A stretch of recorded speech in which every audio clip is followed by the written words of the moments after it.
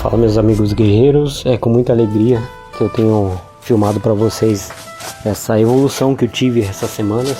Tenho treinado de alma e coração verdadeiramente, colocando como prioridade mesmo o treinamento, para que eu possa realmente demonstrar para vocês as verdadeiras habilidades que o Kung Fu nos proporciona, e qualquer arte marcial que você treina com o coração, seja trabalho, foco, a disciplina que você consegue diariamente.